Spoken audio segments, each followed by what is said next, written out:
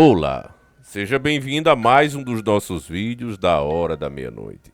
A hora onde você testa a sua coragem. A dica de hoje veio do nosso irmão veteranaço aqui nas dicas, sempre nos comentários, o Miguel. Inclusive escolhido por vocês, já que foi o comentário que teve mais likes. Portanto, cumprindo a nossa promessa que aqui o seu comentário vira vídeo, vamos conhecer a dica do caso Oliver Thomas. Essa é de lá do fundo do baú. Para você ter uma noção, o caso aconteceu em 1909. Meus irmãos, é muito antiga, mas continua até hoje sendo enigmática e sem respostas, metendo medo e muito marmanjo. Como não há mais tempo a perder, pegue agora mesmo a vitamina de banana com um pouquinho de Nescau e vamos iniciar o nosso quadro.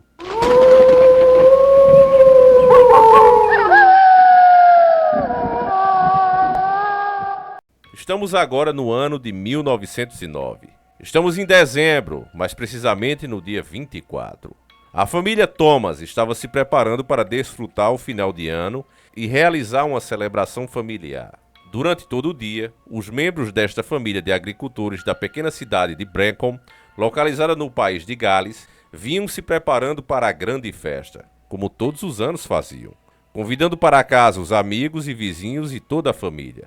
Tudo parecia ideal para uma noite de alegria com o espírito natalino. Até mesmo o clima parecia participar da comemoração. Ao cair da noite, começou a nevar na região e o campo estava coberto com uma camada de neve que poderia ser transformada na paisagem em um cartão postal. No início do jantar, tudo se mantinha perfeito. Toda a comida preparada pela senhora Thomas, com ingredientes extremamente saudáveis, que sentimos saudades nos tempos de hoje. Aquele cheiro permeava a atmosfera de toda a casa, um cheiro apetitoso, provando mais uma vez que a senhora Thomas era uma excelente cozinheira. Crianças brincavam e esperavam ansiosamente os seus presentes. A noite avançava e, em meio a uma conversa agradável, o dono da casa, Owen Thomas, foi um excelente anfitrião, diga-se de passagem, e demonstrava isso todos os anos. Ao todo, havia 15 pessoas naquela casa. A festa evoluiu e a senhora Thomas percebeu que a casa não possuía mais água. Mas a mesma não viu problema nisso. As mulheres não tinham medo do trabalho naquela época. As mulheres, meus irmãos, assim como toda a família, não tinha medo do trabalho naquela época. Não se tinha as mordomias de hoje. Água na torneira era um sonho muito distante que só existia na ficção científica. O mais comum era as pessoas irem até o riacho, até um açude e pegar essa água. Essa, por sinal, estava a poucos metros de distância da casa. Um poço com muita água potável. Como a mesma estava em uma agradável conversa com seus convidados, solicitou que seu filho saísse de casa e fosse buscar água no poço. Essa foi uma decisão que aquela pobre mulher iria se arrepender pelo resto da vida. Oliver possuía naquela época apenas 11 anos e já tinha ido em muitas ocasiões buscar água para sua família. Ao contrário de hoje, as crianças ajudavam seus pais em todas as tarefas domésticas. Então, o pequeno Oliver não se importou de interromper o que estava fazendo em prol de sua família. O menino colocou suas botas pesadas e se protegeu com um cachecol que tinha carinhosamente sido colocado por sua mãe. Então foi até o local com um balde na mão. Apenas alguns momentos após a saída de sua casa, para ser mais preciso, aproximadamente 20 segundos depois, a família de Oliver ouviu um grito baixo. Foi um grito agudo, um grito que parecia de espanto e que foi imediatamente seguido por pedidos de socorro. "Socorro! Me ajudem!" Foi um dos gritos ouvidos por todos que estavam naquela festa. Todos os presentes correram para a porta. O anfitrião, Owen Thomas, pai do garoto, pegou sua arma pendurada na lareira e exclamando: "Que animal atacou o garoto? Poderia este grande predador ter atacado o menino?" O veterinário, o pastor e outro membro da família saíram da casa todos portando armas, bastões e uma lanterna. Mas do lado de fora da casa não havia ninguém. Eles puderam ver que a criança deixou rastros na neve. Porém, em uma certa parte, os rastros foram interrompidos abruptamente, como se ele tivesse desaparecido sem deixar vestígios. Parece até que uma criatura voadora tinha raptado Oliver. Mesmo sem conseguir localizar Oliver, depois de alguns segundos, todos que estavam ali conseguiram ouvir claramente os gritos novamente de Oliver, que, para a surpresa de todos, vinha do próprio céu, e dizia: "Ele me pegou! Ele me pegou!" Todos que estavam ali ficaram atordoados, olharam para o escuro céu, mas não foram capazes de ver nada. Nenhum indício, nenhuma indicação que mostrava onde estava o menino e o que o estaria levando para o céu. Eles pediram para o menino indicar-lhes onde estava, porém Oliver, em tamanho desespero, não conseguia mais guiar os seus familiares. Gritos de terror podiam ser ouvidos por quase um minuto. Parentes e amigos ficavam cada vez mais desesperados e, para piorar, a voz de Oliver cada vez se distanciava mais. Algo incompreensível estava acontecendo ali. Mesmo após o cessar da voz de Oliver, todos que ali estavam continuavam procurando algum vestígio do menino. Eles podiam ver que as pegadas do menino na neve pareciam normal, mas foram interrompidas abruptamente cerca de 20 metros da casa, a 2 metros das últimas pegadas. Havia também o balde, e a neve indicava que Oliver tinha caído de uma certa altura.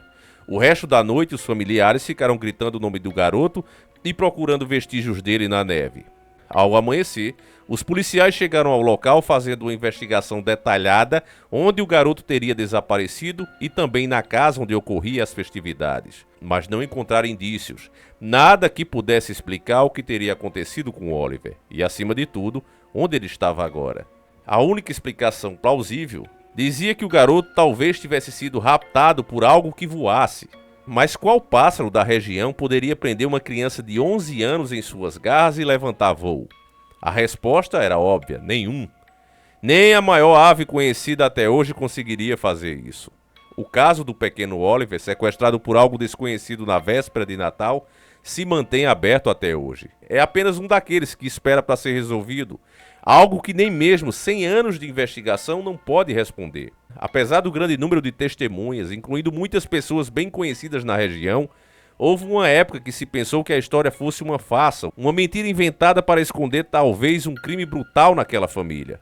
A possibilidade de Oliver ter sido abduzido por um suposto OVNI foi descartada, por conta que se pôde se ouvir a voz do garoto mesmo depois de minutos após seu desaparecimento, onde nenhum caso envolvendo abduções isso ocorreu.